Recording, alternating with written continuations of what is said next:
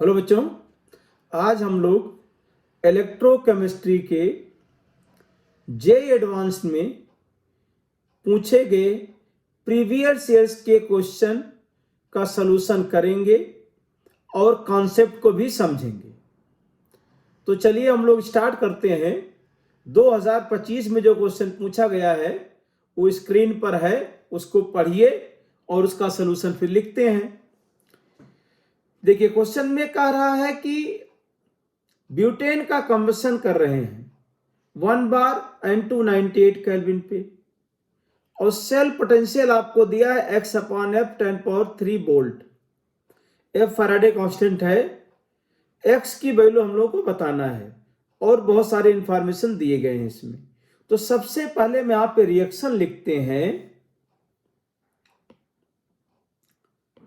सबसे पहले यहाँ पे रिएक्शन लिख देते हैं, कंबशन ऑफ ब्यूटेन। तो कंबशन ऑफ ब्यूटेन के अगर रिएक्शन लिखते हैं C4H10 और प्लस O2, 4CO2,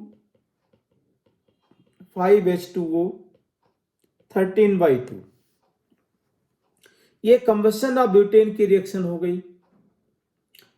अब इसमें गिब्स एनर्जी ऑफ कंबशन पहले फाइंड आउट करते हैं हम लोग।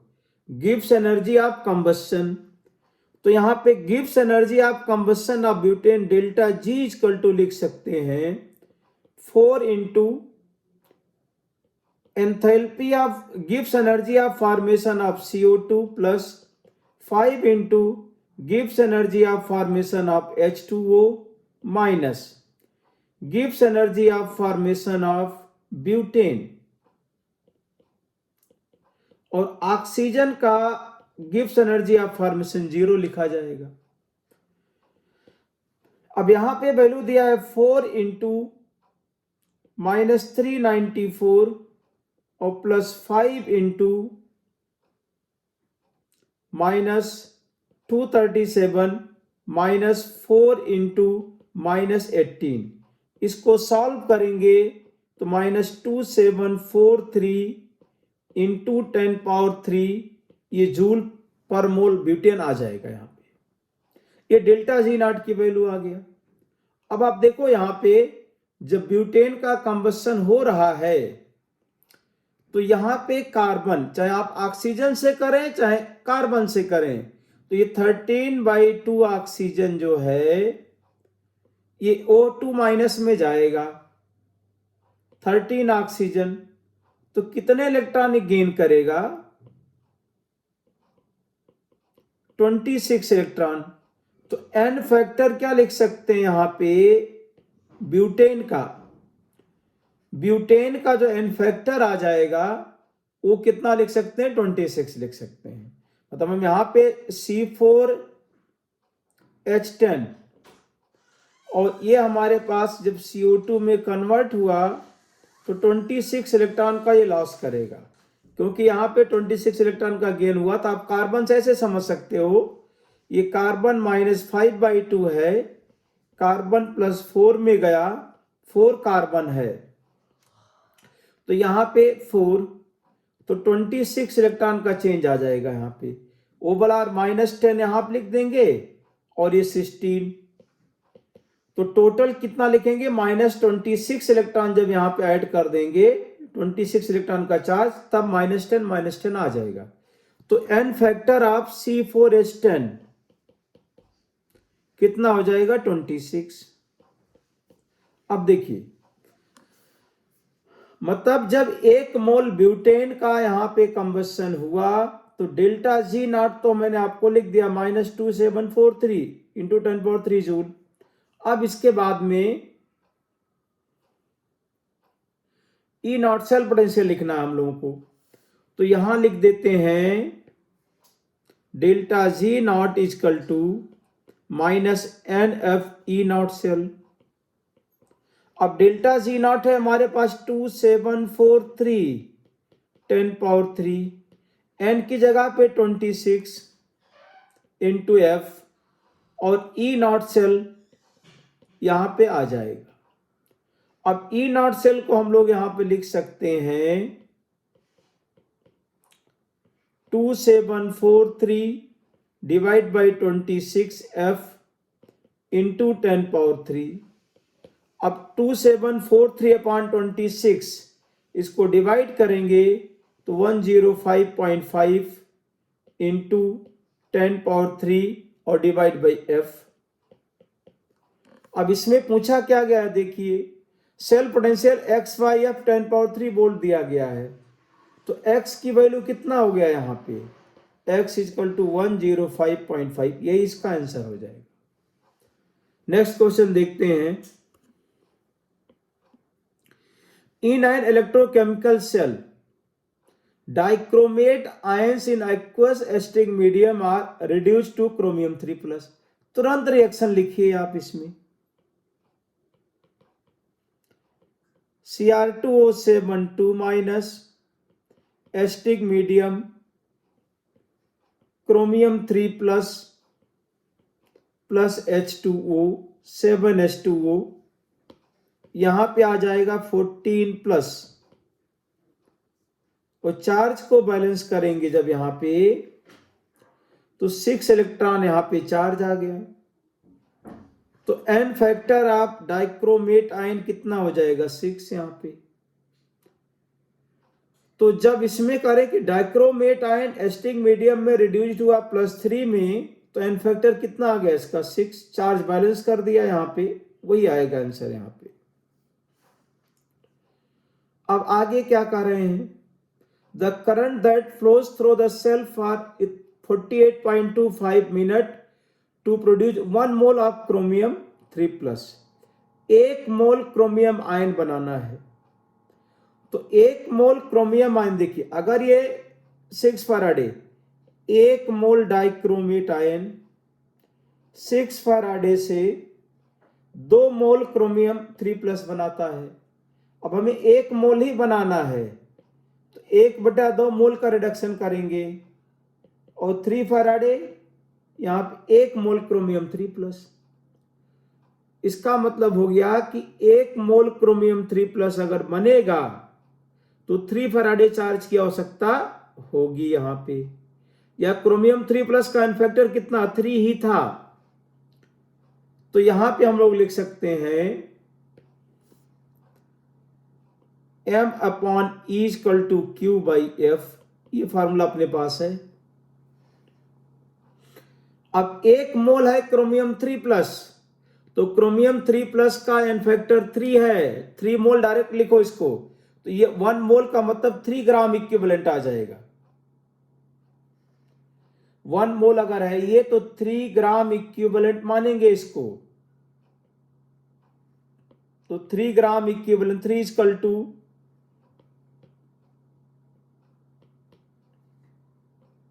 I into T upon F। अब I into T 3 equal to I find करना, T की जगह पे लिखेंगे 48.25 मिनट है, इंटू क्या कर दिया 60, और ये 96500 है। तो आप देखो इसको ध्यान से, एक 0 कैंसिल कर देते हैं, और ये 3 से 2 आ जाएगा इसमें। अब ये 9650 I इंटू 2 से मल्टीप्लाई करेंगे तो 965 हो जाएगा, ये तो 96.5 हो जाएगा। 96.5 तो I कितना आ जाएगा 100 एम्पियर। बस यहां पे क्रोमियम 3+ का इन्फेक्टर 3 लिख के आपको आंसर बढ़ा देना था आगे। अब देखिए बहुत अच्छा क्वेश्चन है, कंडक्टोमेट्रिक टाइट्रेशन का ये क्वेश्चन है, ये टाइट्रेशन है, इसको समझते हैं क्वेश्चन। फर्स्ट पार्ट को ही पकड़ते हैं पहले, सभी कैटायन का इसमें और एनायन का लिमिटिंग मोलर कंडक्टिविटी दिया गया है। अब पी वाला पार्ट को देखते हैं, टाइट्रेट KCl है और टाइट्रेंट AgNO3। अब कह रहे हैं कि KClO3 का क्वेश्चन है, यहां पे हम ये मान लेते हैं ये KCl का सॉल्यूशन दिया है, इसमें AgNO3 ऐड कर रहे हैं, अब AgCl यहाँ पे PPT बनेगा और ये KNO3। अब देखो ध्यान से, पहले यहाँ पे K प्लस था, Cl माइनस, जिसकी वजह से कंडक्शन था, लेकिन जब AgNO3 ऐड करेंगे तो KCl एक्वस और AgNO3 एक्वस, ये बनेगा AgCl सॉलिड और प्लस KNO3 एक्वस। तो आप इसमें ऐसा समझें कि पहले K प्लस और Cl माइनस की वजह से कंडक्शन था, अभी K plus and NO3 minus की वजह से कंडक्शन। तो जब इसमें AgNO3 ऐड किया गया तो AgCl क्या हुआ यहाँ पे, प्रेसिपिटेट। तो पहले सॉल्यूशन में कंडक्शन क्यों था, due to potassium ion and Cl minus. अब सॉल्यूशन में conduction due to potassium ion and nitrate ion, इसकी वजह से कंडक्शन है। अब नाइट्रेट आयन का जो कंडक्शन है वो Cl माइनस से कम है। तो इसका मतलब यह है कि जब KCl सॉल्यूशन में AgNO3 ऐड करेंगे तो स्टार्टिंग में जब तक KCl खत्म नहीं हो जाता है तब तक मोलर कंडक्टिविटी थोड़ा सा डिक्रीज करेगा, क्योंकि NO3 माइनस का कंडक्टिविटी या मोलर कंडक्टेंस Cl माइनस से कम है। तो इसका मतलब थोड़ा कम होना चाहिए। अब थोड़ा कम पहले में नहीं है, इसमें ज्यादा कम हो रहा है। थोड़ा कम होना चाहिए फिर इंक्रीज। तो ये थर्ड वाला आ रहा है, देखो कि जब इसमें हमने ऐड किया तो थोड़ा कम, इसके बाद जब पूरा KCl खत्म हो जाएगा तो जब AgNO3 बढ़ेगा तो नंबर ऑफ आयंस बढ़ेंगे, तो क्या होगा, इंक्रीज करेगा। तो इसका मतलब P का कितना आ गया, 3। अरे भाई समझ में आ गया। यहां देखो बता दिया कि पहले conduction due to K plus and Cl minus था, जब AgNO3 ऐड किया तो conduction due to K plus and NO3 minus हुआ। तो यहां पे जो है इसकी वजह से क्या होगा, थोड़ा सा कम हुआ, बाद में क्या होगा, इंक्रीज। तो P का 3 हो जाएगा। अब यहां पे देखिए ऑप्शन में P का 3 केवल C में है तो क्वेश्चन तो यही सॉल्व हो गया। लेकिन अगर ऐसा होता कि मोर देन वन ऑप्शन में P का 3 होता तो क्या करते, तो पहले समझते हैं कि सेकंड क्या कह रहा है। मतलब AgNO3 का सॉल्यूशन है, उसमें KCl ऐड कर रहे हैं। यहां देखते हैं क्या होता है। मतलब सेकंड ऑप्शन जो Q है, Q में कह रहे हैं कि AgNO3 का सॉल्यूशन है, यहां पे ले लेते हैं, ये AgNO3 का सॉल्यूशन है और इसमें ऐड कर रहे हैं KCl। तो जब KCl ऐड कर रहे हैं तो रिएक्शन देखो यही होगी कि AgNO3 और प्लस KCl, तो AgCl PPT बनाएगा और बनेगा KNO3। तो यहां भी वही है, पहले Ag प्लस और NO3 माइनस की वजह से कंडक्शन था, अब K प्लस और NO3 माइनस की वजह से कंडक्शन हो जाएगा। तो K प्लस का कंडक्टिविटी क्या है, ज्यादा है। Ag प्लस के कंपैरिजन में देखिए यहां दिया है Ag प्लस 6.2 है और K प्लस 7.4 है। तो यहां पे क्या होगा, थोड़ा सा इंक्रीज करेगा, इंक्रीज। और उसके बाद जब KCl ज्यादा ऐड कर देंगे तो क्या होगा, ज्यादा इंक्रीज करेगा।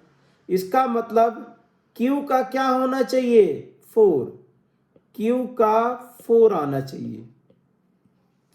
अरे भाई समझ में आ गया। अब देखिए इसी तरीके से थर्ड वाला देखते हैं। थर्ड में कह रहे हैं कि NaOH का टाइट्रेशन HCl से कर रहे हैं। तो पहले NaOH था, देखो बहुत अच्छा क्वेश्चन, इस पे लगातार क्वेश्चन पूछे जाते हैं। तो ये NaOH का सॉल्यूशन है, Na प्लस OH माइनस की वजह से कंडक्शन है। जब इसमें HCl ऐड कर रहे हैं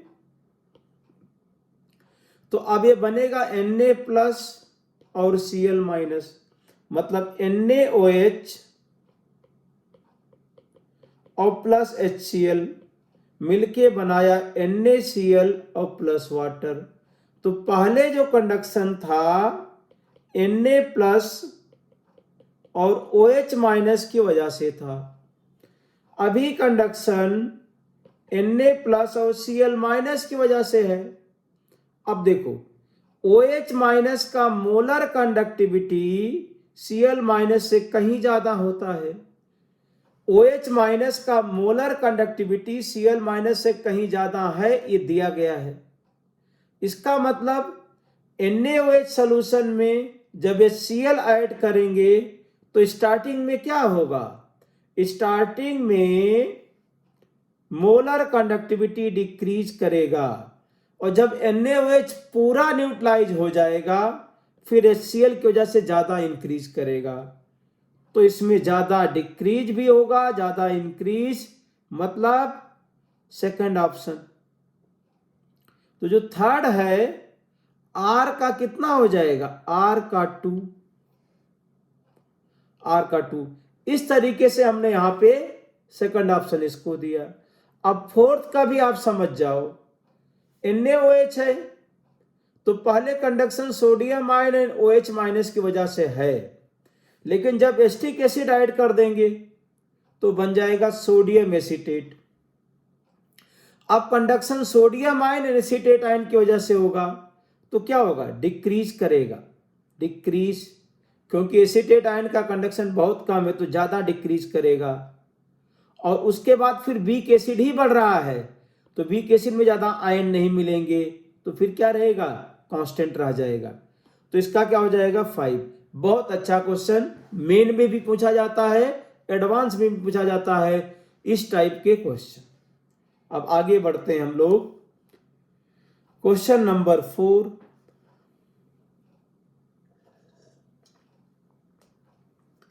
क्वेश्चन में कह रहे हैं कि एक्वस सॉल्यूशन ऑफ हाइड्रोजन दिया गया है, electrochemically oxidized by O2, thereby releasing chemical energy in the form of electrical energy. One of the products generated from the electrochemical reaction is N2। एक N2 बना है यहाँ पे, मतलब इलेक्ट्रोलिसिस कर रहे हैं तो N2O4 का N2H4 से क्या बन रहा है, N2 बन रहा है।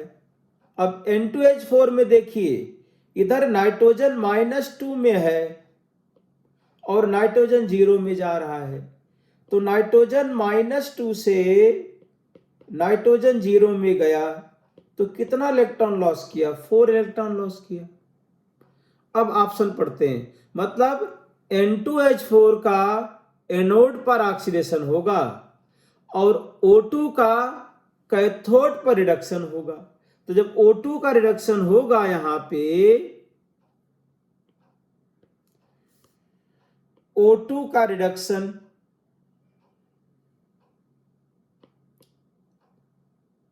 कैथोडिक हाफ सेल जिसको कहते हैं, cathodic half cell reaction, half cell reaction, तो O2 plus 2H2O plus 4 electron equal to 4OH minus. तो इसका मतलब O2 का कैथोड पे रिडक्शन हो जाएगा और N2H4 का एनोडिक हाफ सेल ये है, एनोडिक। अब ऑप्शन पढ़ लेते हैं, OH minus ion react with N2H4 at the anode to form N2 and water, releasing four electron to the anode. बिल्कुल सही है भाई, ए सही हो जाएगा। एट कैथोड N2O4 N2 में नहीं, कैथोड पे ऑक्सीडेशन नहीं होता है। At cathode molecular oxygen get converted to OH, बिल्कुल सही है। Oxides of nitrogen are major by product, नहीं। Electrochemical process, no. इसका मतलब क्या हो गया, 4 का ए एंड सी लिख के आगे बढ़ जाएंगे। क्वेश्चन नंबर 5 देखिए, ये कह रहे हैं कि हमारे पास मोलर कंडक्टिविटी का अच्छा क्वेश्चन है। इसमें एक मोनोबेसिक एसिड दिया गया, क्वेश्चन आप लोग पढ़िए। इसमें लिमिटिंग मोलर कंडक्टिविटी भी दिया गया है। तो इसका जब सॉल्यूशन हम लोग स्टार्ट करें, स्लोप भी दिया गया है। तो सबसे पहले हमारे पास ये मोनोबेसिक एसिड जो है, monobasic acid HX H plus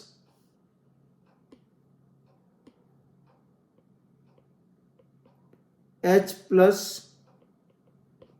और प्लस X माइनस बनाया।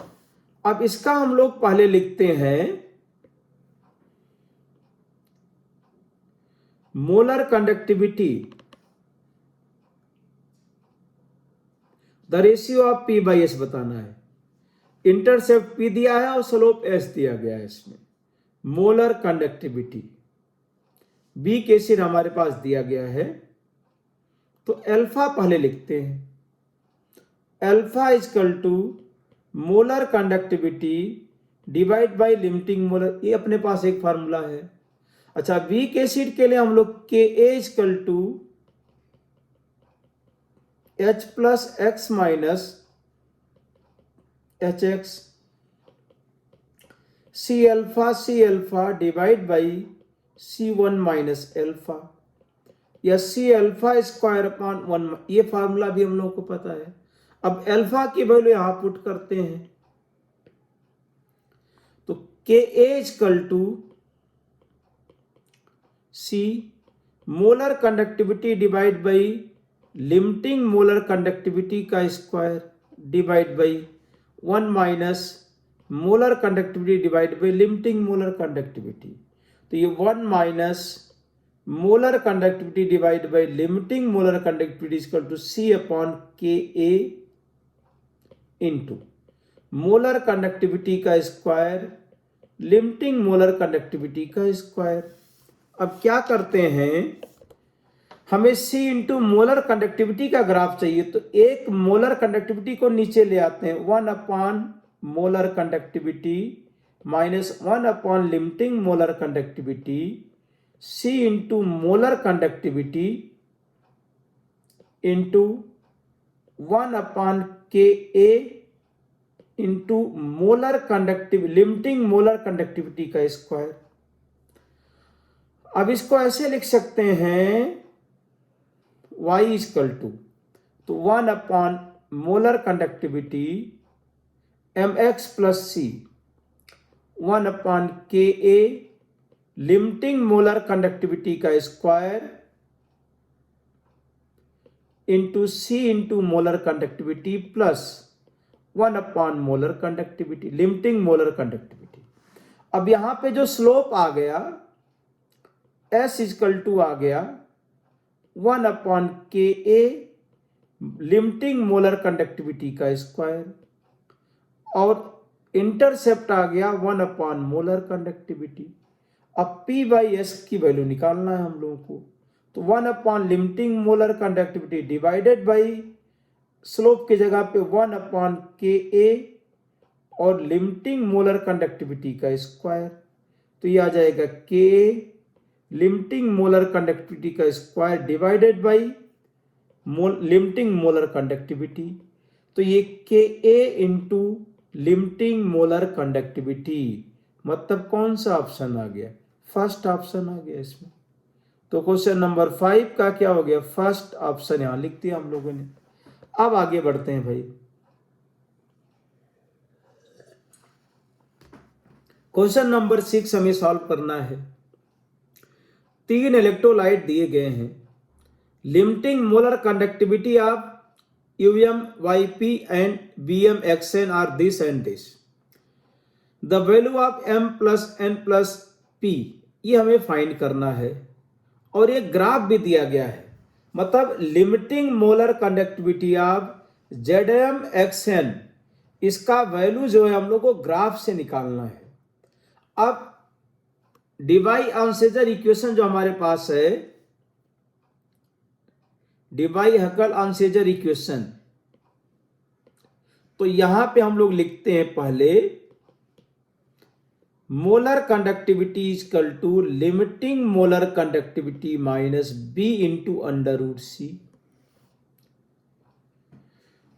तो यहां पे जो स्लोप है, स्लोप क्या है, माइनस बी है, इक्वल टू, अब कितना लिख दें पहले देखिए, यहां पे इस ग्राफ का स्लोप पहले निकालो, तो स्लोप के लिए क्या कर देना है, स्लोप दिस इंटू दिस, ये डिफरेंस लेते हैं और ये डिफरेंस कितना आ जाएगा 0.03, ये कितना है 3 का डिफरेंस, तो जो स्लोप हो जाएगा इस लाइन का वो 3 और डिवाइड बाई 0.03, 3/0.03 निगेटिव साइन के साथ,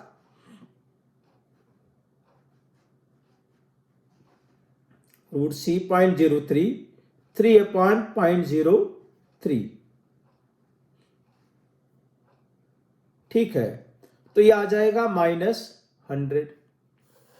अब जो है कंसंट्रेशन कितना है, स्लोप हमने किस पे निकाला, 0.01 पे निकाला है, जब रूट सी की वैल्यू कितनी है 0.01,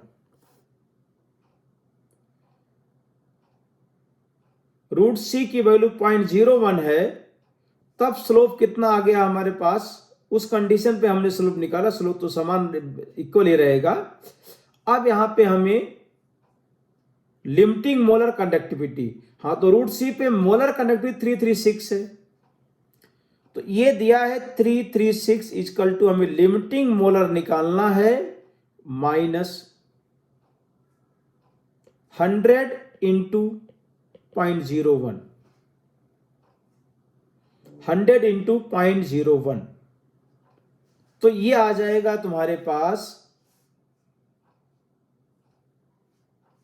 limiting molar conductivity equal to 336 और +1, तो ये 337 नहीं 0.01 336 नो 0.0 पे 339 है, 0.0 पे 339, तो 339 और +1 तो 340।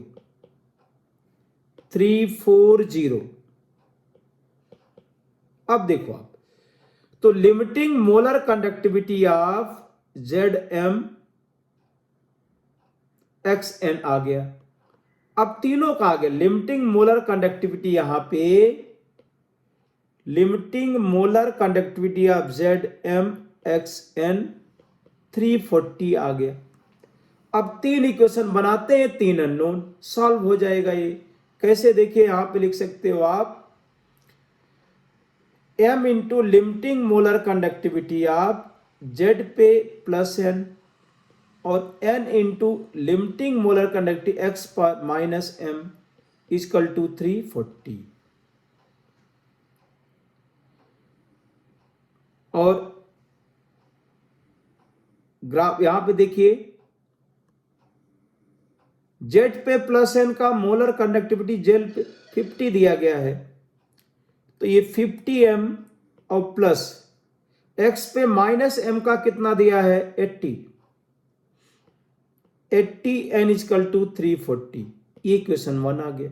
अब इसी तरीके से UM/Yp का लिखोगे, लिमिटिंग UM/Yp ये कितना दिया है भाई 250, तो लिख देंगे यहां पे m into limiting molar conductivity of U पे प्लस P और P into limiting molar conductivity of Y पे माइनस M इजकल टू 250। अब U पे प्लस P 25 दिया है और ये 100 दिया है, तो 25M और plus 100P equal to 250, question number 2। ऐसे थर्ड वाला केस जो अपने पास है, BMXN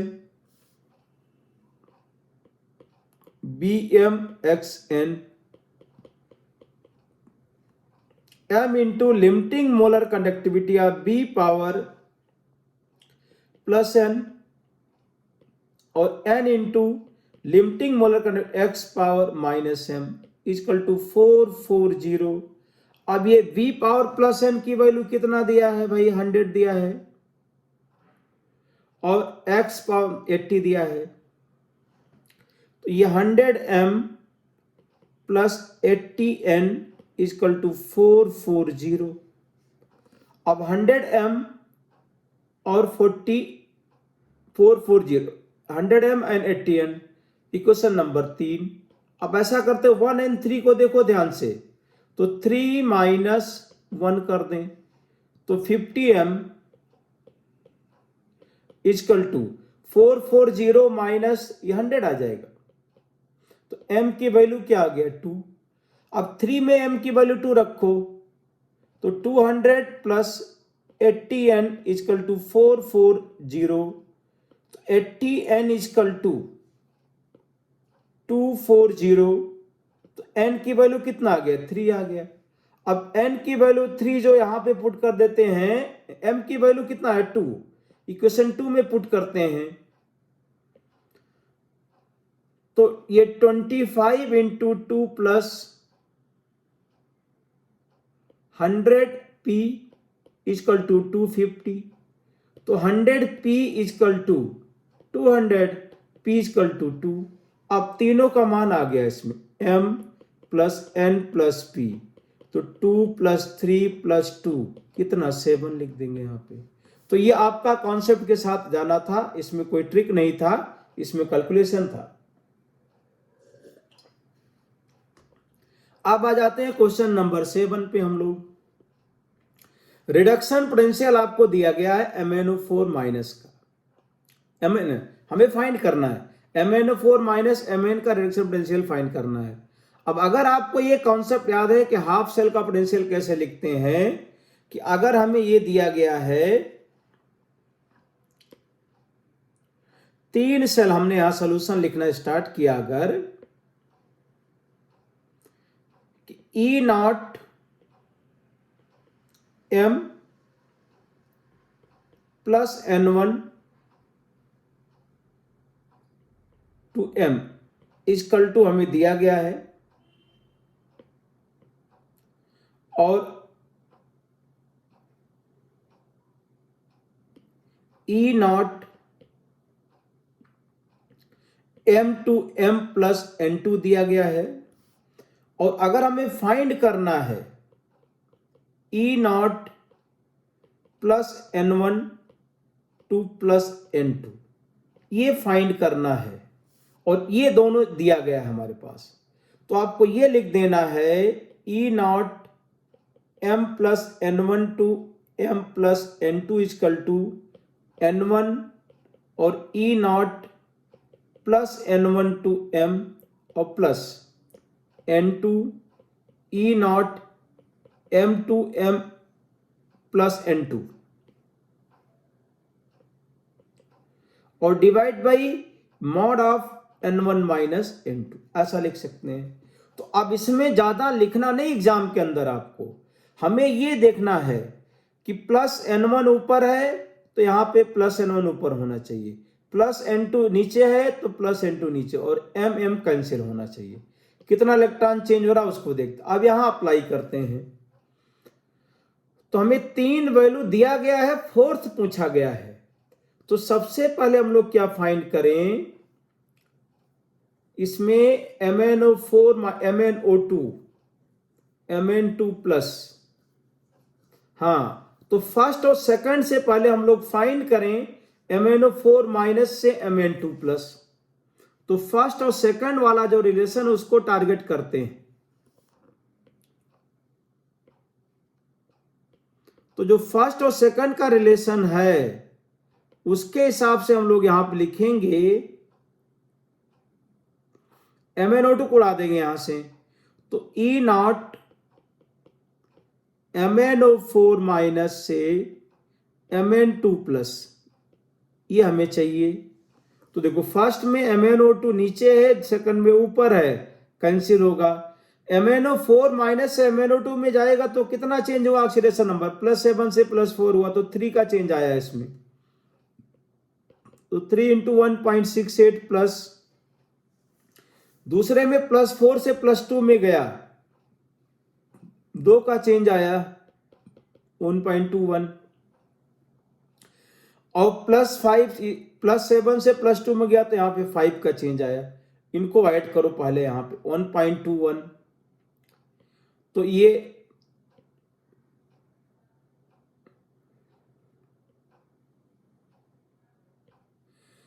आ जाएगा 5.04 प्लस 2.42 बाई 5, दोनों ऐड कर दीजिए।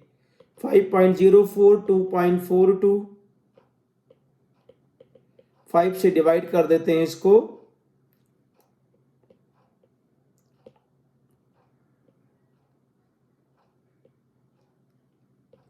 तो 1.292 के आसपास आ गया। अब इसके बाद देखिए हमारे पास MnO4 माइनस Mn2 प्लस भी आ गया और Mn2 प्लस से Mn भी आ गया है। तो अब क्या करें कि अब दूसरा बार ये फार्मूला लगाते हैं। हमें फाइंड करना E0 MnO4 माइनस से Mn फाइंड करना है। तो इसमें लिख देंगे हम 5 × E0 MnO4 माइनस से Mn2 plus plus E0 Mn2 plus 2Mn × 2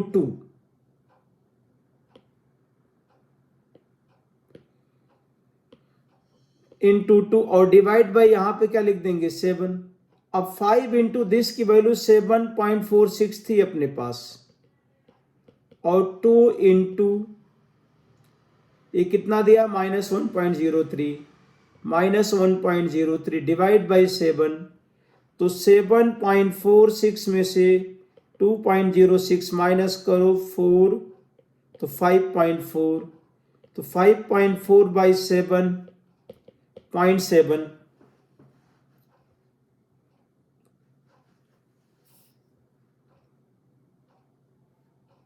और इसके बाद 0.7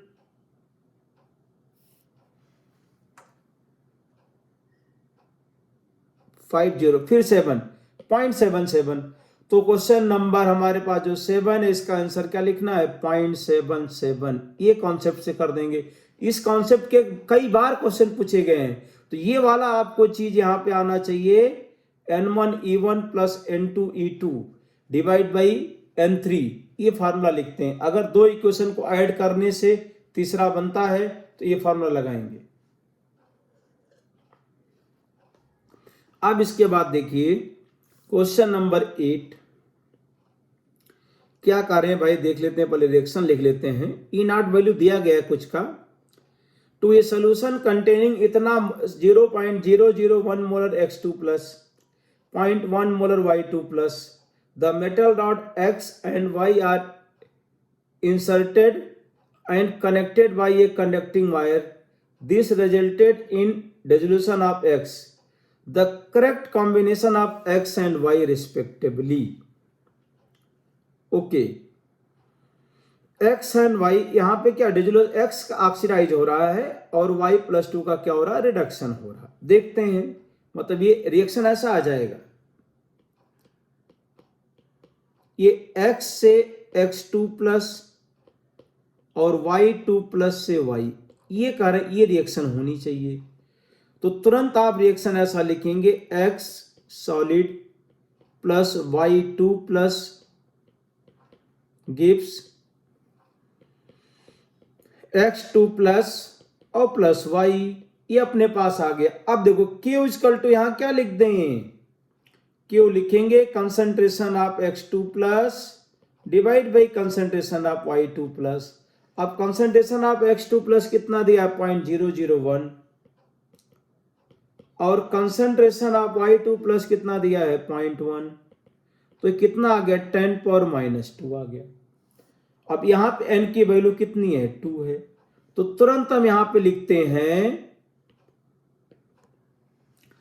यहां पे लिख देते हैं E cell equal to E naught cell minus 0.06/2 log of 10⁻²। तो E नॉट सेल माइनस ये 0.06 आ गया। तो E cell equal to E naught cell minus 0.06। अब जिस सेल के लिए, जिस कॉम्बिनेशन के लिए E सेल पॉजिटिव होगा वहीं पे रिएक्शन स्पॉन्टेनियस होगी। तो for spontaneous reaction, for spontaneous reaction E cell greater than 0 ये आना चाहिए। स्पॉन्टेनियस रिएक्शन के लिए E सेल ग्रेटर देन 0 होना चाहिए। अब देखो, आप स्पॉन्टेनियस रिएक्शन के लिए E सेल ग्रेटर देन 0, तो फर्स्ट ऑप्शन देखो, अगर हम कैडमियम एंड निकल का सेल बनाते हैं रिस्पेक्टिवली, है कैडमियम X है और निकल यहां पे क्या Y है, तो Y माइनस X करेंगे तो E नॉट सेल कितना आ जाएगा। तो फर्स्ट ऑप्शन के लिए,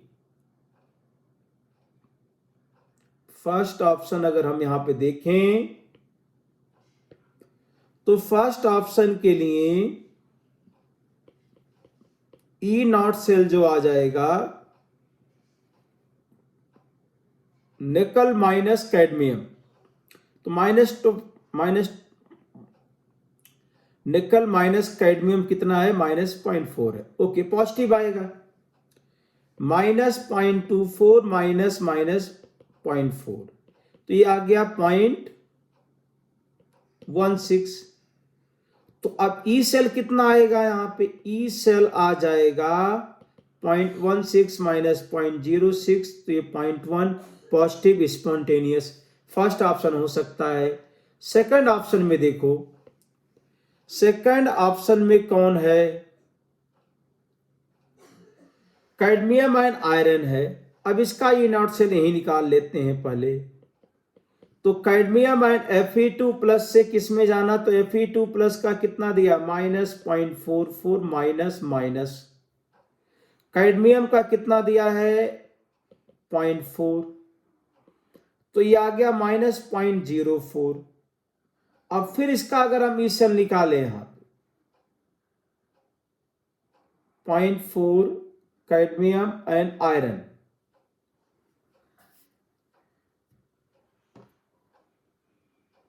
आयरन का कितना दिया है 0.44 और कैडमियम का कितना भाई, कैडमियम का -0.4 है, तो इसका कितना आ जाएगा E naught cell cadmium minus iron, cathode minus anode, cathode यहां पे आयरन है और एनोड कौन सा है, कैडमियम है, X and Y respectively, तो this minus this, the correct combination,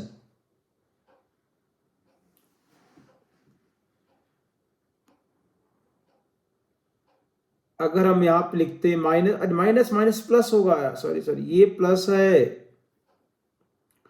यहां पे प्लस साइन आएगा, तो यहां पे ये प्लस साइन होने के कारण ये कितना हो जाएगा 0.22, तो इसमें तो कोई फर्क नहीं पड़ेगा, अच्छा है कोई बात नहीं। सेकंड देखो आप, इसमें इसका ई नॉट सेल, ई सेल कितना लिख दें -0.04 प्लस 0.06, ये कितना आ गया 0.02, फिर भी रिएक्शन क्या होगा, स्पॉन्टेनियस। तो इसका ई नॉट सेल कह रहे हैं क्या है, निगेटिव, फिर भी रिएक्शन स्पॉन्टेनियस, क्योंकि ई सेल क्या है, पॉजिटिव है। ई सेल अगर पॉजिटिव होगा तो रिएक्शन क्या हो जाएगा, स्पॉन्टेनियस हो जाएगा। अब थर्ड वाले केस में देखते हैं। थर्ड वाले केस में लेड एंड निकल दिया गया है, तो लेड का कितना है ई नॉट सेल, -0.13, और प्लस निकल का कितना दिया है 0.24, तो 0.24 माइनस इतना, तो इसमें कितना आ जाएगा 0.11। तो ई नॉट सेल इसका पॉजिटिव है और 0.06 है, तो रिएक्शन क्या होगी, स्पॉन्टेनियस हो जाएगी। थर्ड में भी स्पॉन्टेनियस होगी। फोर्थ में देखते हैं, फोर्थ का ई नॉट सेल कितना आ रहा है, तो -0.44 माइनस निकल का कितना दिया है, ये 0.24 है, तो इसको माइनस से 0.20 आ जाएगा। अब फोर्थ वाले केस में, फोर्थ केस में जो ई सेल आएगा -0.2 प्लस 0.06, ये कितना आ जाएगा, -0.14, ये निगेटिव, तो क्या होगा, नॉन स्पॉन्टेनियस। तो इसका मतलब क्वेश्चन नंबर 8 का ए बी सी तीनों हो सकते हैं, ये कॉन्सेप्ट है। तो आपको क्या सीखना था यहां पे, कि अगर ई नॉट सेल निगेटिव है तब भी रिएक्शन स्पॉन्टेनियस हो सकती है। अब अगला क्वेश्चन देखते हैं हम लोग। Limiting molar conductivity of weak monobasic acid दिया गया है, तो लिमिटिंग वैल्यू यहां पे सॉल्यूशन स्टार्ट कर देते हैं। तो लिमिटिंग मोलर कंडक्टिविटी दिया है 4 × 10⁻² साइमन सेंटीमीटर स्क्वायर पर मोल, ये आपको दिया गया है। अच्छा, और डिग्री ऑफ डिसोसिएशन अल्फा दिया गया एंड मोलर कंडक्टिविटी इतना, तो कंसंट्रेशन सी मान लेंगे। अच्छा, जब इसका 20 टाइम्स डाइल्यूशन किया तो मोलर कंडक्टिविटी 3 गुना हो गया। तो देखते हैं, तो अल्फा इक्वल टू अपने पास फार्मूला होता है limiting molar conductivity divide by limiting molar conductivity, limiting molar conductivity divided by limiting molar conductivity, ये पहले केस में दिया गया है। और फिर बाद में लिमिटिंग मोलर कंडक्टिविटी कितना मान लेते हैं, मानो ये α1 है, इसको α2 मान लो। अब ये molar conductivity divide by limiting molar conductivity, ये कितना है, y × 10⁻² था, लिमिटिंग की वैल्यू वही है, और ये 3y × 10⁻² upon limiting molar conductivity, तो मतलब 3 गुना हो गया, तो α2 = 3α1 ऐसा मान लेंगे इसमें। और पहले कंसंट्रेशन कितना था, C1 था, अभी C2 कितना हो गया, C1/20। लेकिन वीक मोनोबेसिक एसिड अगर दिया गया है तो इसका Ka का वैल्यू नहीं चेंज होगा, तो Ka = कितना होता है, C⁴/1 - ये हमारे पास फार्मूला है। अब इसको लिख देंगे C1α1² डिवाइड बाय 1 - α1, C2α2/1 - α2 का स्क्वायर। अब C1 α1² 1, इसको ऐसे रखो। अब C2 कितना हो गया, C1/20, और ये 3α1 और 1 - 3α1 का square,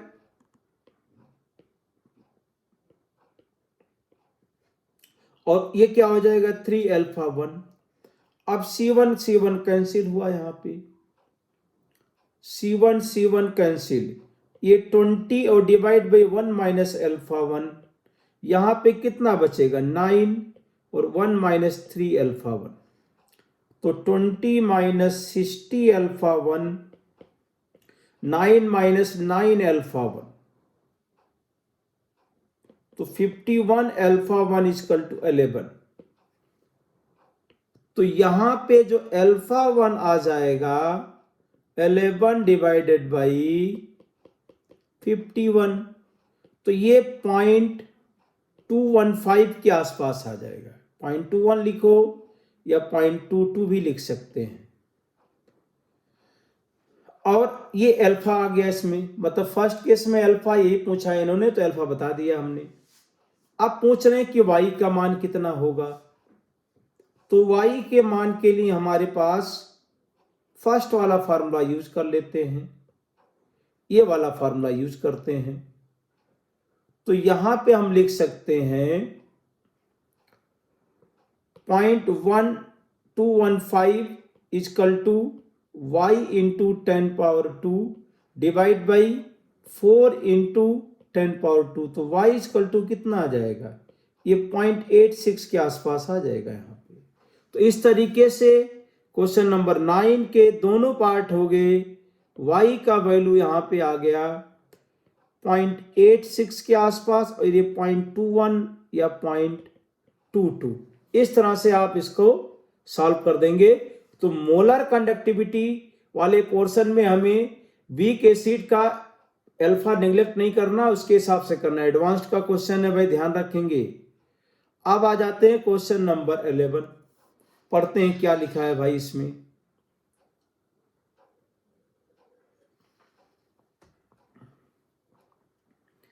consider a 70% efficiency of hydrogen oxygen cell working under the standard condition 1 bar, ये दिया गया है भाई cell.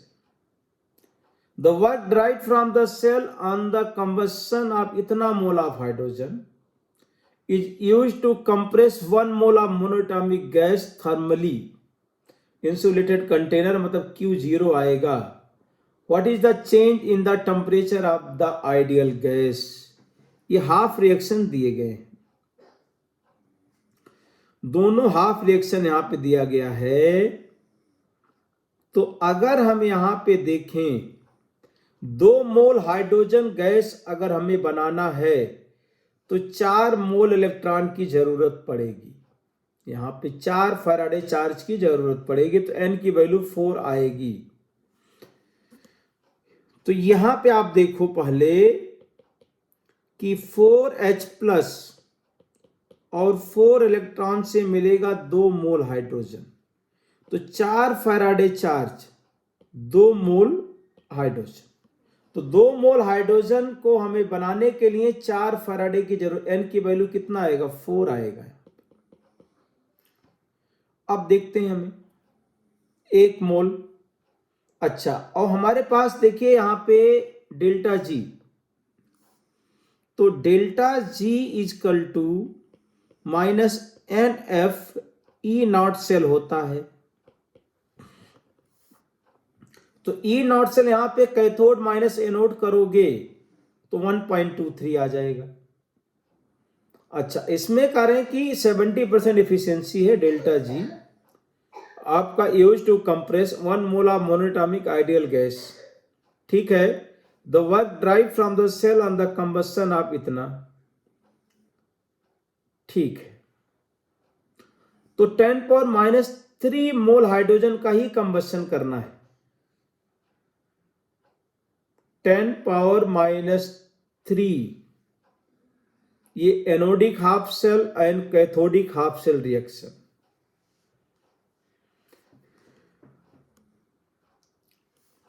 H2 plus O2 gives H2।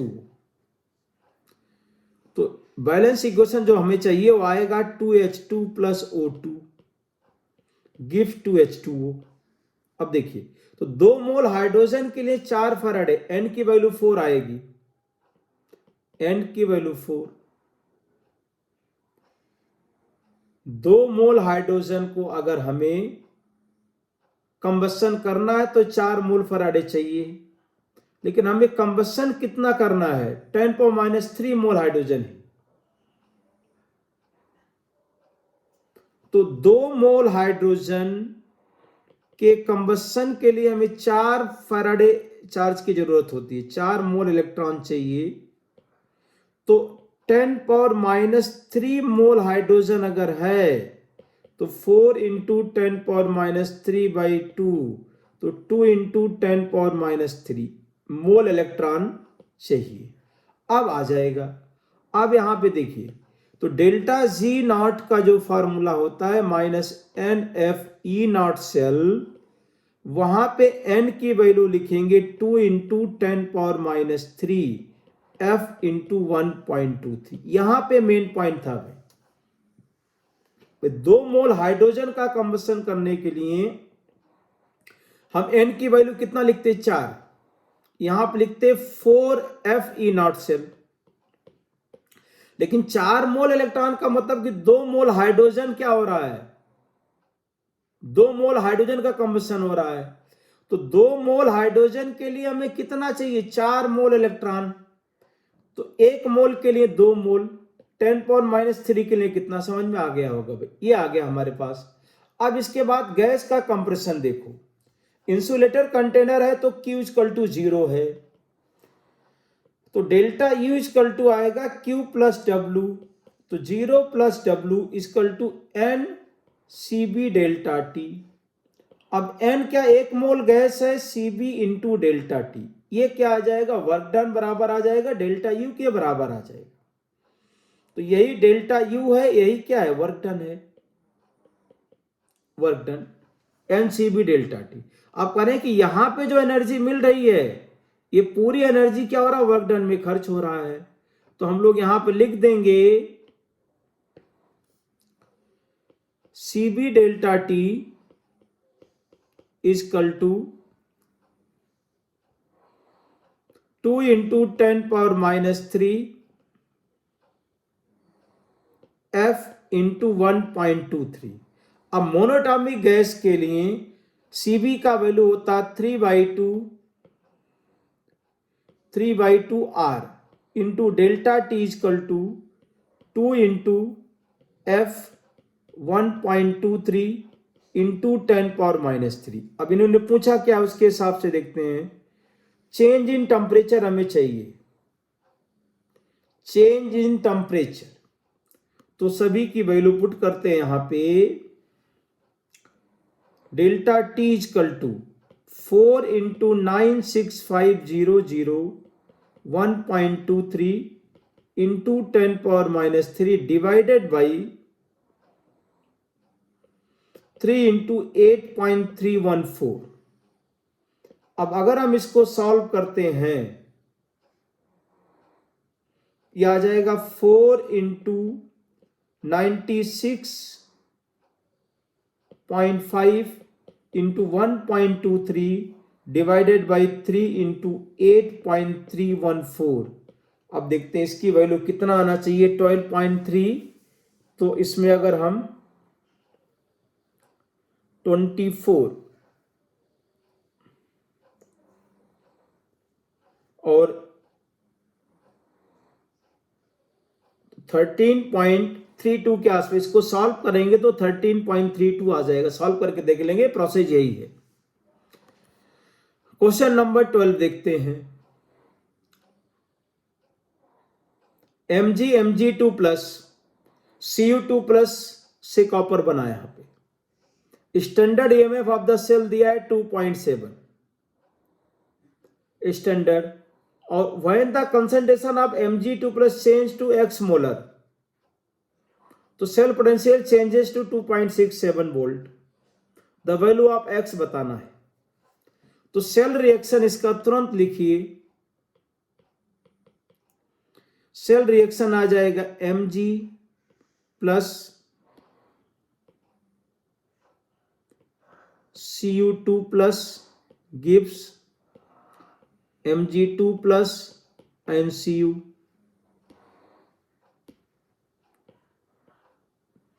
तो Q का वैल्यू आ जाएगा Mg2 plus divide by Cu2 plus. अभी x/1 लिख दो, केवल यहां पे Mg चेंज किया गया। अब सेल पोटेंशियल जो हमें दिया गया है, E cell = E0 cell minus, calculation कैसा चाहते हैं भाई, F/R की वैल्यू दी गई है और log ln10 दिया गया है। तो देखते हैं, तो RT/NF ln Q लिख दिया। अब E सेल दिया है 2.7, ये 2.67 नहीं, ई नॉट सेल दिया है, ये 2.67 और ये 2.7 दिया गया है, माइनस आर बाई एफ की वैल्यू 11,500 दिया है, एफ बाई आर की वैल्यू दी गई, और टी कितना है 300, और एन की वैल्यू यहां पे 2 है। तो एफ बाई आर, तो एफ बाई आर की value R by F, T 300 है, एन की वैल्यू 2 है, ये 11,500 दिया गया है, एल एन क्यू। अब देखो आप इसमें ये 100, ये आ गया 11, 115, 3, 2.7 था माइनस 0.03, तो minus 0.03 equal to -3 divide by 2 into 115 L N Q.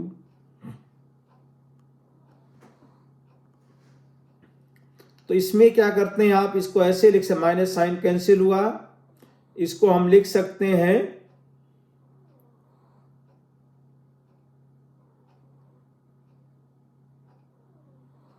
11.5 230, तो 2.3 equal to l n x आ जाएगा इसमें, 2.3 equal to l n x, तो एक्स इक्वल टू कितना आ जाएगा 10, क्योंकि एल एन 10 ही क्या है, एल एन 10 ही 2.3 होता है, तो एक्स की वैल्यू कितना आ गया 10। तो यहां पे आपको इस क्वेश्चन का आंसर लिख देना है x equal to 10। Question number 13 देखते हैं, कंसीडर एंड इलेक्ट्रोकेमिकल सेल। अब इलेक्ट्रोकेमिकल सेल दिया गया, तुरंत पहले रिएक्शन लिख देते हैं इसका। इसका जब रिएक्शन लिखते हैं हम लोग, ए पे प्लस एन है,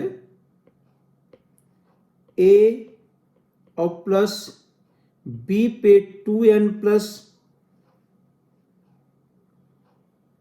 गिव्स ए पे प्लस एन और बी, तो 2 से मल्टीप्लाई करेंगे इसमें, तो 2n, तो इसमें जो इलेक्ट्रॉन का चेंज आया 2n का चेंज आया, पहला पॉइंट तो याद रखेंगे, 2n मोल इलेक्ट्रॉन्स, और Q इक्वल टू यहां पे लिख देंगे concentration of n plus divide by concentration of 2n plus, इसका स्क्वायर कर देंगे। अब A का कंसंट्रेशन कितना दिया है 2 पावर 2, इसका 1, तो कितना आ गया 4, तो Q का वैल्यू कितना हो गया 4 हो गया, 2 पॉइंट आ गया हमारे पास। अब इसमें करें कि the value of delta H for the cell reaction is twice that of delta G,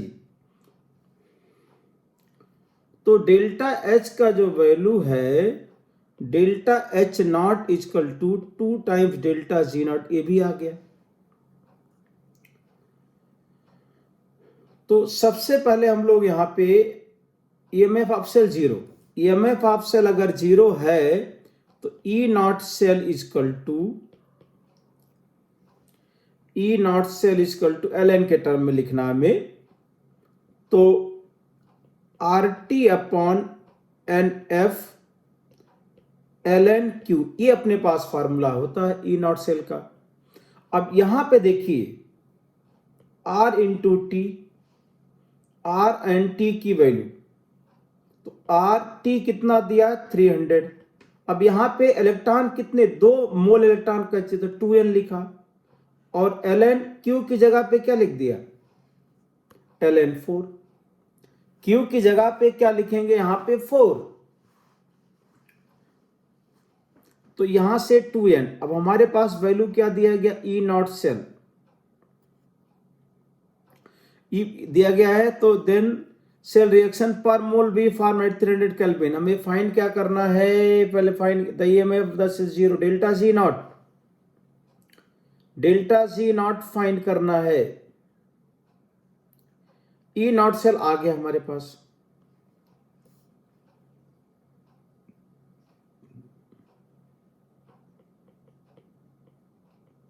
E naught cell.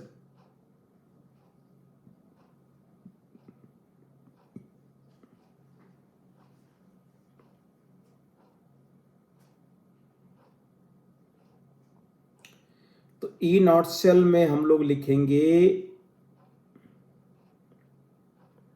हाँ ठीक है, delta G naught equal to delta H naught minus T delta H naught, ये तो अपने पास equation है।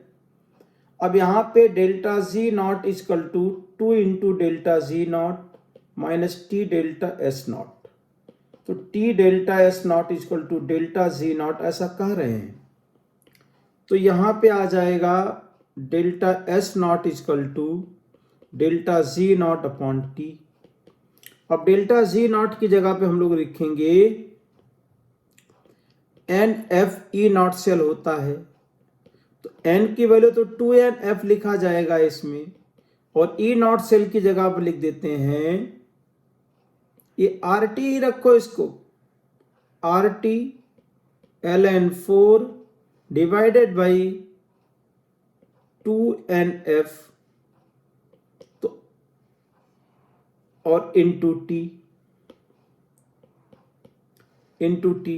Delta S naught minus NF E naught cell होगा, delta G naught क्या होगा minus NF E naught cell by T.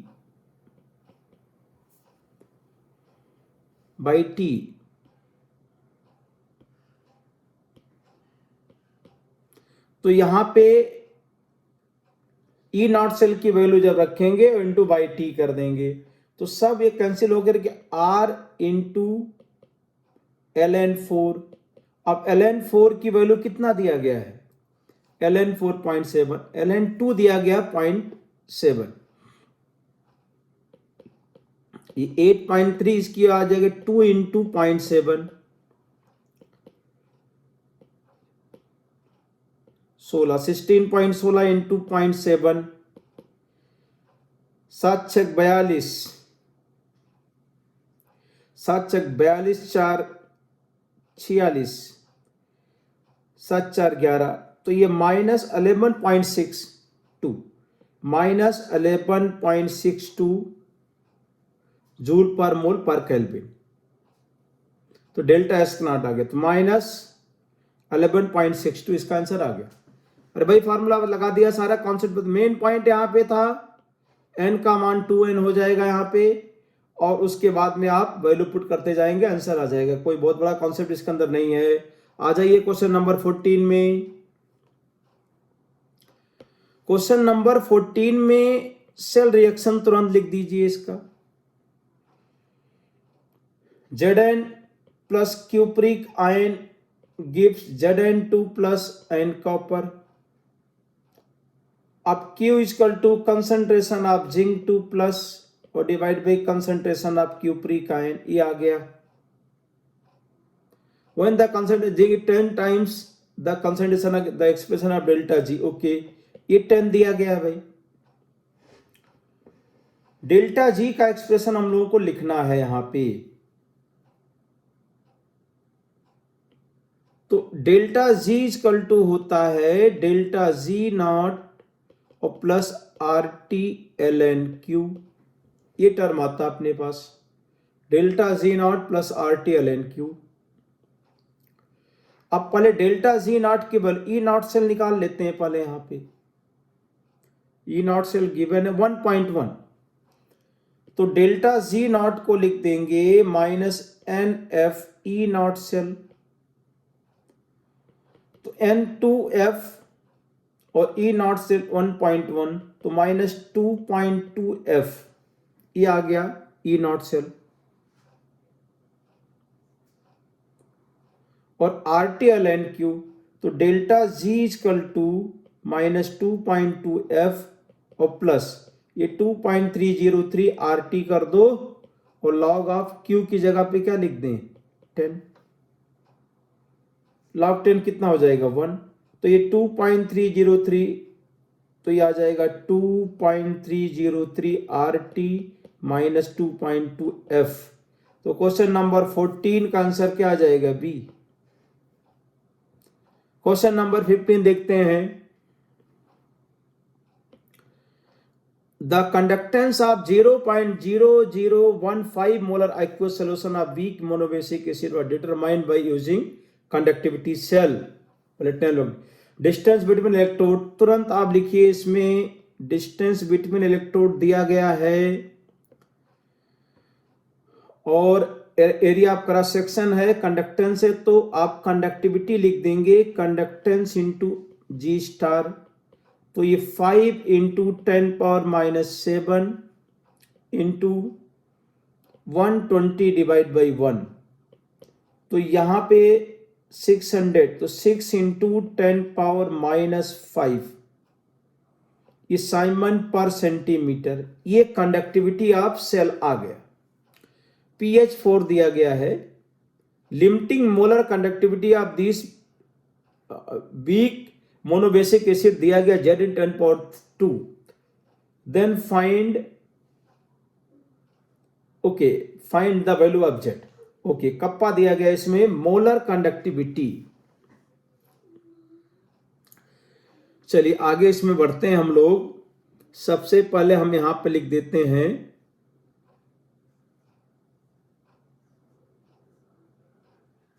Weak electrolyte concentration दिया गया है alpha equal to conductance molar conductivity divide by limiting molar, pH 4 given है। Weak monobasic acid दिया है, मानो आप Ha है, weak monobasic H plus and A minus है। अब C0 C minus C alpha C alpha C alpha. अब pH अगर 4 है तो H प्लस कितना हो गया 10⁻⁻4 equal to C alpha. C भी दिया गया तो अल्फा आ जाएगा यहाँ पे 10⁻⁻4 डिवाइड बाई 0.0015 1/15, ये अल्फा आ गया। और मोलर कंडक्टिविटी तो लिख ही सकते हैं हम यहाँ पे, molar conductivity equal to conductivity into 10⁻3 divide by concentration. तो ये दिया गया है कितना, कंडक्टिविटी आ गया 6 इंटू 10⁻⁵ इंटू 10⁻3 डिवाइडेड बाई 0.0015। तो 0.0015 अगर हम करेंगे तो इसमें बचेगा 10⁻⁻1, तो ये 60 डिवाइड बाई 10⁻1 बचा तो 10⁻2, 600 डिवाइड बाई 15, ये आ गया 40। तो मोलर कंडक्टिविटी कितना आ गया 40 आ गया। अल्फा दिया गया है, अल्फा भी निकाल लिया आपने, तो molar conductivity divide by limiting molar conductivity, तो लिमिटिंग मोलर कंडक्टिविटी आ जाएगा यहां पे molar conductivity divide by alpha. अब मोलर 40 डिवाइड बाई अल्फा कितना दिया है 1 डिवाइड बाई 15, तो ये 600 आ जाएगा। 6 इंटू 10⁻2 साइमन सेंटीमीटर स्क्वायर पर मोल। तो यहाँ पे y की वैल्यू है कि z की वैल्यू, तो z इक्वल टू कितना लिख देंगे यहाँ पे, z इक्वल टू 6 आ जाएगा यहाँ पे। क्वेश्चन नंबर 16 देखते हैं अब। ये आपको गैल्वेनिक सेल दिया गया है, इलेक्ट्रॉन का चेंज कितना मान लेते हैं 4 से 2 आ गया, 1 से 2 मान लेते हैं। यहाँ पे M2 + 2 M4 + 10⁻x दिया गया है। तो सेल रिएक्शन तुरंत लिखिए यहां पे,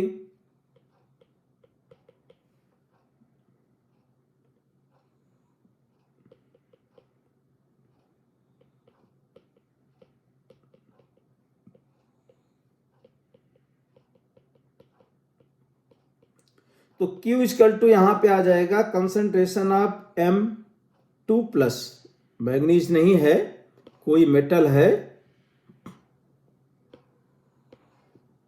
M2+, M4+, M2+ divide by M4+, H+ का कंसंट्रेशन 1 है तो इग्नोर कर सकते हैं।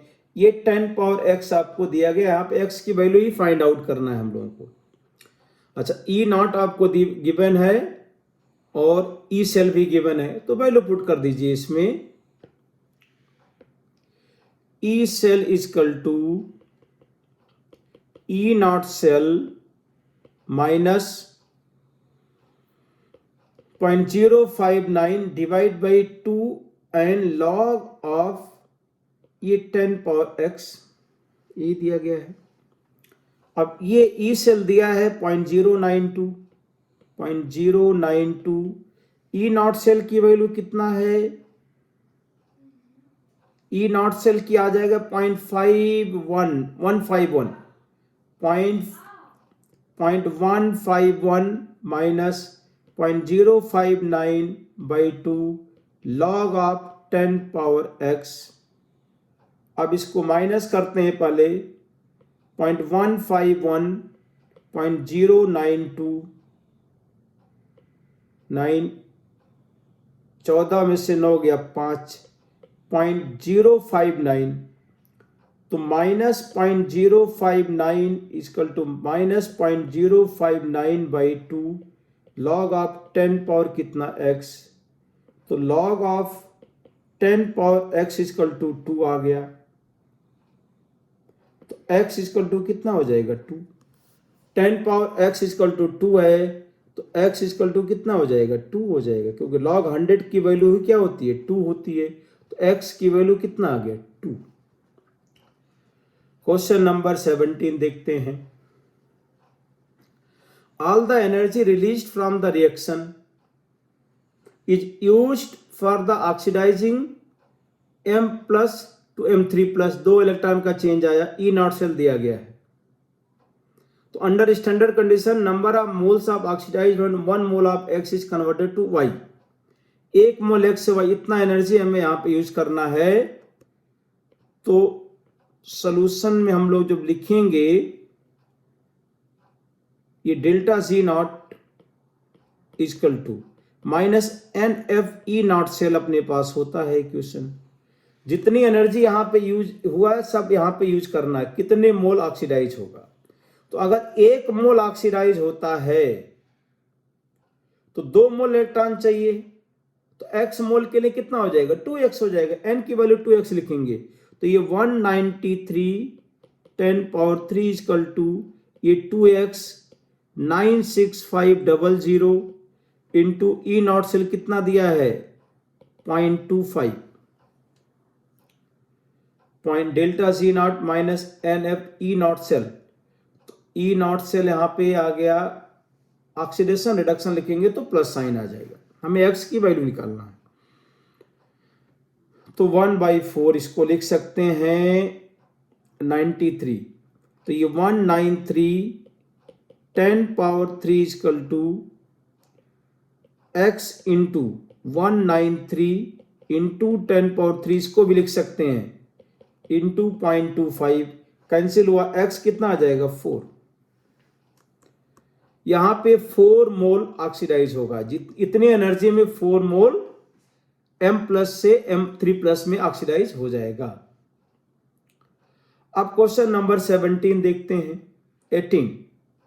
क्वेश्चन नंबर 18, क्वेश्चन नंबर 18 में कह रहे हैं कि 2 वीक एसिड दिए गए हैं HX एंड HY। इसका कंसंट्रेशन 0.01 है, इसका 0.1 है। Molar conductivity of HX is 10 times smaller than Y। तो molar conductivity of HY, molar conductivity of HY equal to 10 times molar conductivity of HX, ऐसा क्वेश्चन में कह रहे हैं। अच्छा, limiting molar conductivity X equal to Y है तो हम ऐसा लिख सकते हैं कि limiting molar conductivity of HX equal to limiting molar conductivity of HY, ये क्वेश्चन में दिया गया है। अब इसमें हमें फाइंड, अच्छा वीक एसिड तो अल्फा निगलेक्ट कर सकते हैं, तो अल्फा हो गया क्वेश्चन यहाँ। तो अल्फा 1 HX के लिए limiting molar conductivity of HX divide by limiting molar conductivity of HX, और alpha 2 molar conductivity of HY divide by limiting molar conductivity of HY। अब दोनों को डिवाइड कर देते हैं तो अल्फा 2 बाई अल्फा 1, तो molar conductivity of HY molar conductivity of HX ये कितना दिया 10, alpha 2 equal to 10 times alpha 1। अब दोनों वीक एसिड हैं तो हम यहां पे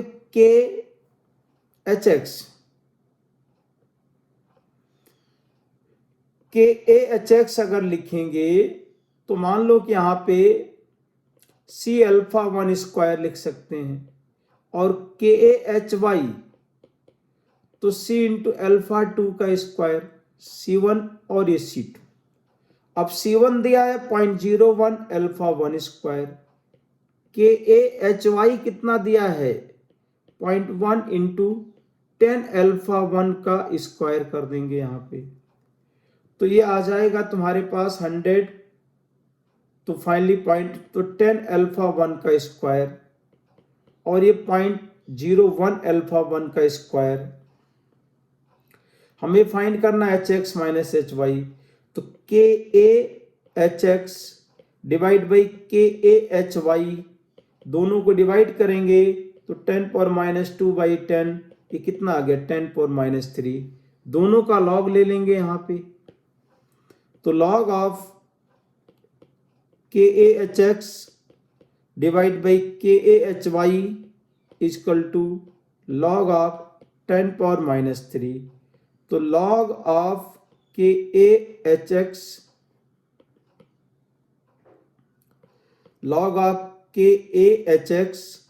माइनस लॉग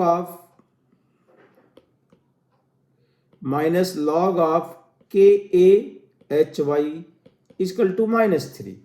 अब इसको हम लिख सकते हैं, माइनस से मल्टीप्लाई करो दोनों में तो क्या हो जाएगा PKAHX minus PKHY equal to कितना आ गया 3। इस तरह से आप इसका आंसर लिख देंगे। In a galvanic cell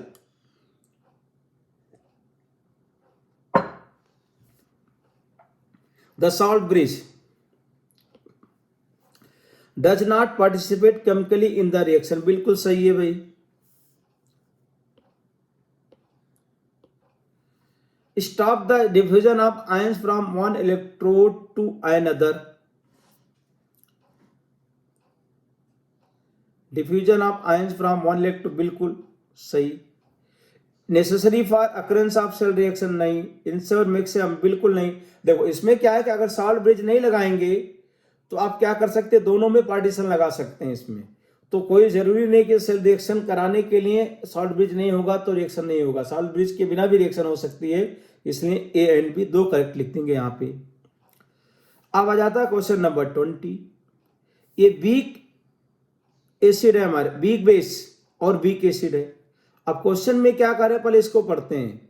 aqueous solution X दिया है इंटू Y, अच्छा Y में ऐड कर रहे हैं तो Y वीक एसिड है और ये हमारे पास क्या है वीक बेस, तो वीक एसिड में वीक बेस ऐड कर रहे हैं, Y में X ऐड कर रहे हैं आप, तो देखो Y में जब X ऐड कर रहे हैं तो इसमें कह रहे हैं कि conductivity increases and then does not change much. तो पहले हमारे पास CH3COOH था, इसमें आपने वीक बेस ऐड किया तो सॉल्ट बनेगा, तो सॉल्ट बनेगा तो इसमें कैटायन एनायन बन जाएंगे, तो इसीलिए क्या होगा कंडक्टिविटी क्या होगा इंक्रीज करेगा। जब न्यूट्रलाइजेशन कंप्लीट हो जाएगा तो क्या ऐड होगा वीक बेस, तो ज्यादा इंक्रीज नहीं करेगा, तो P का क्या हो जाएगा थर्ड। अब KI और AgNO3 तो X इज एडेड, अच्छा AgNO3 में हम ऐड कर रहे हैं किसको, KI को ऐड कर रहे हैं, AgNO3 है हमारे पास, KI ऐड कर रहे हैं, तो AgI क्या होगा प्रेसिपिटेट, KNO3 बनेगा तो इंक्रीज करेगा, पहले इंक्रीज करेगा, conductivity does not change much and then increases. अच्छा Ag plus and K plus में ज्यादा डिफरेंस नहीं होगा, तो इसमें कह रहे हैं कि इसलिए क्या होगा, पहले तो लगभग कांस्टेंट जाएगा, डज नॉट चेंज मच, पहले इसमें कर चुके हैं क्वेश्चन, उसके बाद में क्या होगा इंक्रीज करेगा। Weak acid and weak base X is added. अच्छा, ये हमारे पास क्या स्ट्रॉन्ग बेस है, स्ट्रॉन्ग बेस। ये क्वेश्चन ग्राफ के फॉर्म में कर चुके हम लोग आगे, ग्राफ के फॉर्म में यही क्वेश्चन किया हम लोगों ने इसमें। तो ग्राफ के फॉर्म में एकदम ऐसा ही था, उसमें थोड़ा सा डिफरेंस था, ऐसा मतलब एग्जैक्टली इसी टाइप का क्वेश्चन था।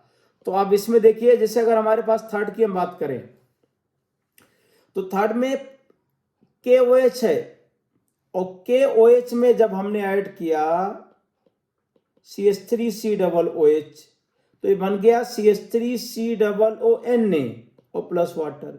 तो पहले conduction K plus and OH minus की वजह से था, अब acetate ion and K plus की वजह से होगा, acetate ion and K plus, acetate ion and K plus CH3COOK। तो एसीटेट आयन का कंडक्टेंस कम होगा तो डिक्रीज करेगा, और हम इसमें ऐड क्या कर रहे हैं, फिर क्या हो जाएगा, पहले ये तो डिक्रीज करेगा and then does not change much, उसके बाद वीक एसिड ऐड कर रहे हो तो ज्यादा फर्क नहीं पड़ेगा। तो इस तरह से एनालिसिस करेंगे तो इसका क्या आ जाएगा, फर्स्ट ऑप्शन आ जाएगा। क्वेश्चन नंबर 21 एक पार्ट करेंगे, बाकी इसी तरीके से आप उसको सॉल्व कर देंगे। देखिए Fe+3 से 0 हमें फाइंड करना है, और दिया क्या क्या है, +3 से +2 दिया है और +2 से Fe दिया गया है। तो तुरंत आपको इन दोनों वैल्यू से लिखेंगे E0 Fe+3 से 0 चाहिए अगर, तो +3 से +2 पहले लो, तो ये 1 × 0.77 प्लस, और +2 से 0 तो 2 × -0.44 डिवाइड बाई 3, तो 0.88 और 0.77 और डिवाइड बाई 3, तो ये आ गया -0.11 डिवाइड बाई 3, तो -0.04 के आसपास आ जाएगा ये, -0.04। तो P का क्या आ जाएगा 3, P का अगर 3 आया, एक ही ऑप्शन दिया है, तो बाकी आप इसी तरीके से बाकी का भी करना पड़ेगा। तो इस तरीके से 21 सॉल्व हो जाएगा। अब देखिए, आपको हमने इसमें 21 क्वेश्चंस डिस्कस किए, इसके आंसर भी दिए हैं, लास्ट में हमने बीच में सॉल्व कर दिए हैं। तो ये हमारे पास 21 क्वेश्चन हम लोगों ने यहां पे डिस्कस किए हैं। अब क्वेश्चन नंबर 1 में देखते हैं कहीं एक पॉइंट भूल तो नहीं गए।